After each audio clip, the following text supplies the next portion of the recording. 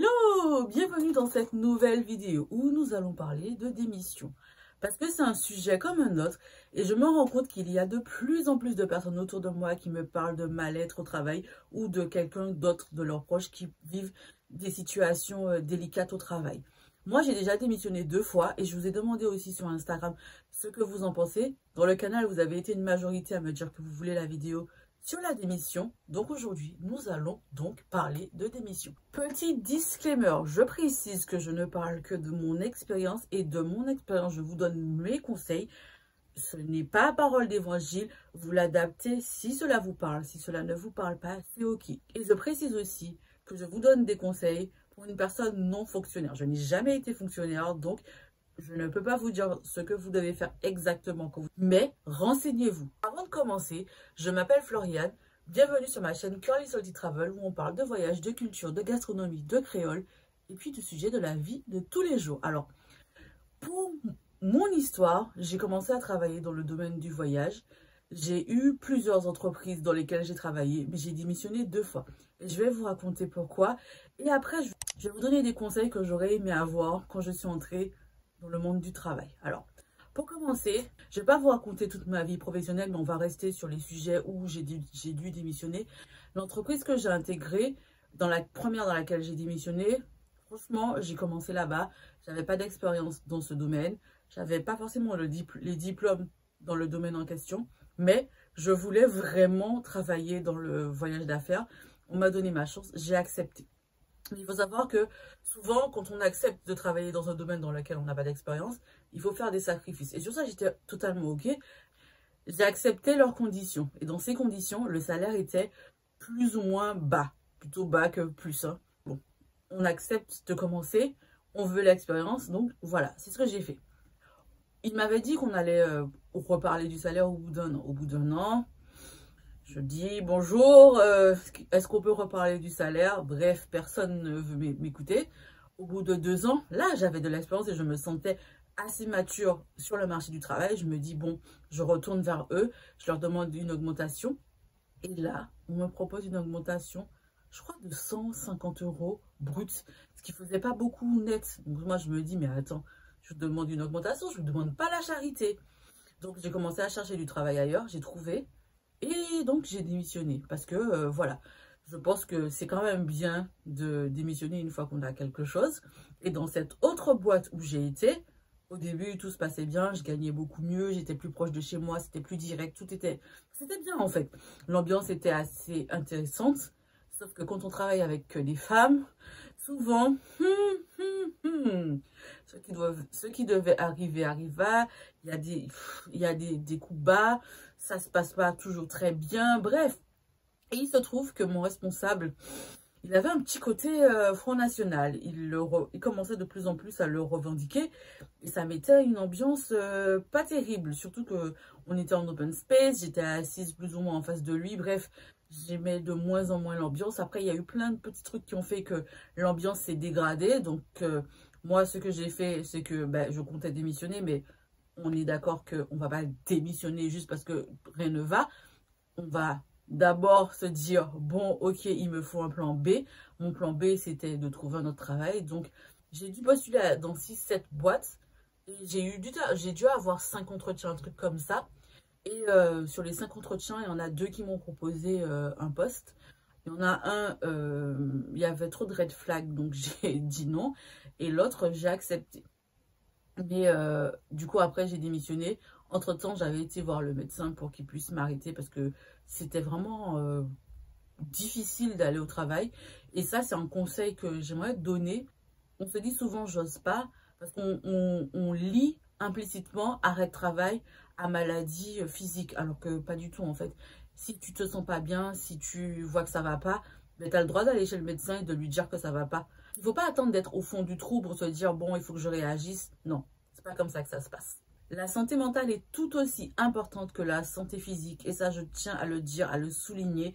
Parce que surtout chez nous, les Noirs, les Antillais, on se dit que ça, c'est des trucs de blanc. Mais pas du tout. En fait, tout le monde peut passer par des situations difficiles. Et quand c'est difficile mentalement, c'est pas quelque chose que l'on peut quantifier. C'est pas quelque chose que l'on peut expliquer. Allez voir le médecin. De toute façon, il est là pour ça. S'il voit que vous n'allez pas bien, il peut vous donner un arrêt. Et ne voyez pas ça comme une faiblesse. Ce n'est pas une faiblesse, c'est une force. Je souligne bien, ce n'est pas une faiblesse, c'est une force. La force de se dire, je ne vais pas bien, j'en ai marre, je ne sais plus quoi faire, je n'ai pas envie de subir ça, je vais voir le médecin. Parce qu'on a souvent tendance à se dire que la faiblesse, c'est de demander de l'aide, alors que c'est le contraire. Il faut beaucoup de courage, beaucoup plus de courage pour demander de l'aide que de se dire je subis jusqu'à ce que j'arrive au fond du trou et que on ne sait pas ce qui peut arriver après. Mais je vous dis, je vous le dis, je vous le répète, la force, c'est de se dire ok, je ne vais pas bien. La situation à laquelle je fais face, elle est trop difficile. Je vais demander de l'aide. Je vais prendre tout mon courage et demander de l'aide. Et on s'en fiche de ce que X ou Y dira. Ce n'est pas X ou Y qui va au travail à votre place. C'est vous. Donc, si vous sentez que ça ne va pas, allez voir le médecin, demandez de l'aide. Ce n'est pas une faiblesse, c'est une force. Je suis obligée de le répéter parce que je sais qu'il y a des gens qui se disent que « Ah non, j'oserais pas et tout, nanana. » Non, osez. C'est de votre santé dont il s'agit. C'est de votre vie dont il s'agit. Et la vie, ce n'est pas subir, je suis désolée, non. Soyez à l'écoute de vous-même, c'est très important. Parce que c'est vous qui allez savoir ce que vous pouvez supporter. Mais s'il vous plaît, n'attendez pas d'être au bout de tout ce que vous pouvez supporter pour vous dire stop. Déjà, s'il y a une chose que j'aurais aimé savoir, c'est qu'il ne faut jamais attendre d'être au bout du bout pour se dire je vais chercher un travail. Pourquoi ? Parce que quand on est désespéré, on accepte des choses qu'on n'aurait pas acceptées en temps normal. Donc, ne vous mettez pas en situation de faiblesse quand vous êtes déjà dans une difficulté. Si vous voyez la difficulté arriver, dites-vous, ok, qu'est-ce que je peux faire? Je vais chercher autre chose. Cherchez autre chose quand vous avez encore la force, quand vous n'êtes pas désespéré. Parce que quand on est désespéré, je le répète, on accepte des choses qu'on n'aurait pas acceptées autrement. Et ça, c'est pas une vie en fait. Non. Deuxième étape, on va évaluer les risques et les opportunités.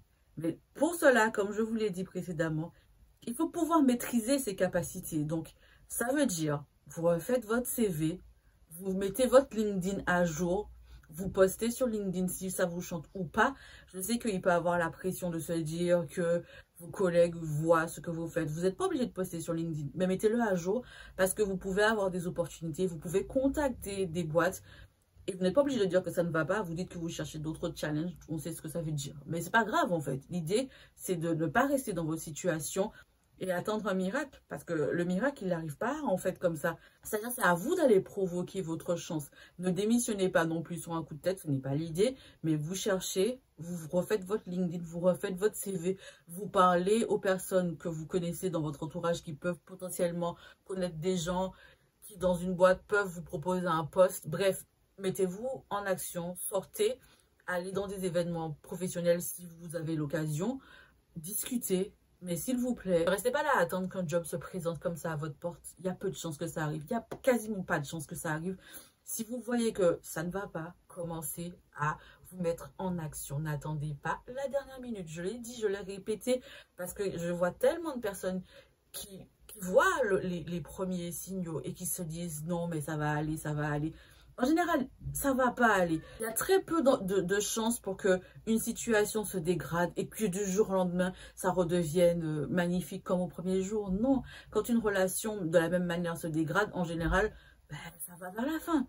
Et ben, c'est la même chose. Tu sens que ça ne va pas, tu te dis, qu'est-ce que je peux faire? Et tu cherches une situation, une solution pour que tu puisses sortir de ce pétrin, en fait. On dit les termes. Mon troisième conseil, c'est la programmation et la planification. L'idée, c'est d'avoir de l'argent pour ne pas se dire qu'est-ce que je fais si je galère, si je gagne moins. Vous pouvez accepter, si vous avez les fonds et des économies, un job moins bien payé. La tranquillité d'esprit, pour moi, ça n'a pas de prix. Après, c'est à vous de décider. C'est vous qui savez ce qui est le plus important pour vous. Mais s'il vous plaît, ne restez pas dans des situations où votre santé mentale est engagée au quotidien. Ce n'est pas une vie, ce n'est pas viable. Et je vais essayer de vous donner les conseils qui s'appliquent à mon expérience. Évidemment, ce n'est que mon expérience, mais il y a toujours des solutions et c'est de cela dont il s'agit. À quel moment il est temps de se dire « je dois partir » ? Je crois que l'indicateur principal, c'est de réaliser que le matin, quand on se réveille, on n'a pas envie. On va au travail à reculons. Quand on voit que ça commence à se faire 1 jour, 2 jours, 3 jours, ça veut dire que là, il est temps de faire quelque chose. Et faire quelque chose, c'est ce que j'ai dit précédemment. Mettre son CV à jour, faire sa page LinkedIn ou la refaire, commencer à discuter avec des gens qui peuvent potentiellement vous aider, sortir dans des événements professionnels.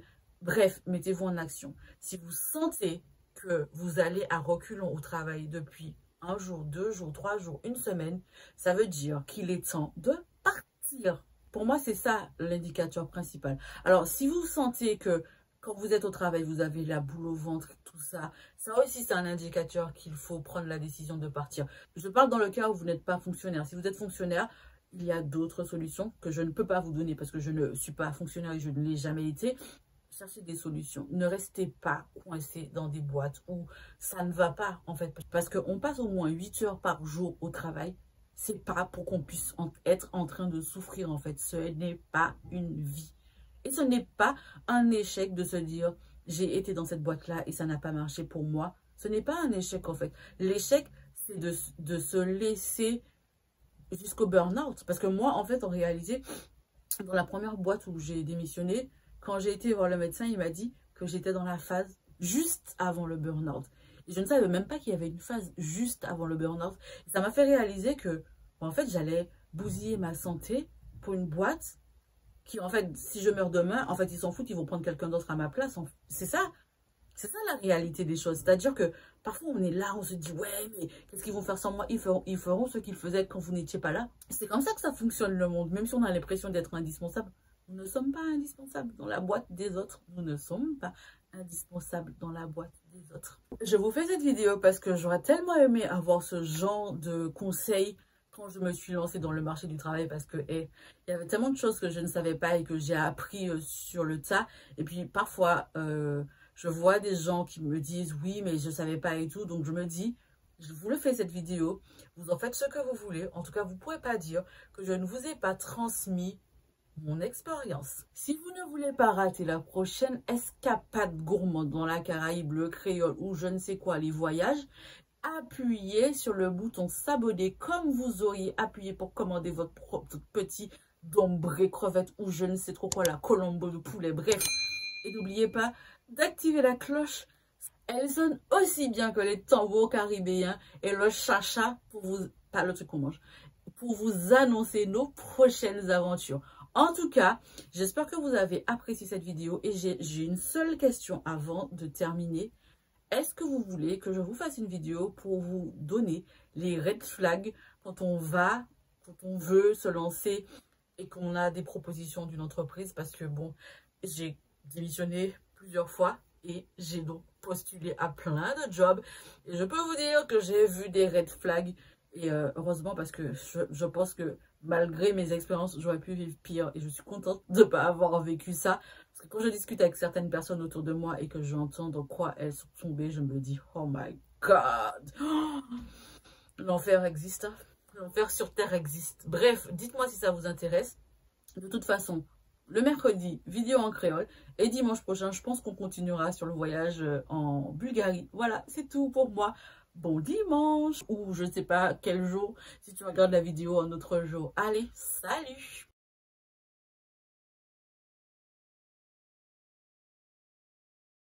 Désolée, mais c'est pas l'État qui m'a empêché de vivre. Je vis, pardon, parce que la vie est trop courte. Je suis désolée, je sors.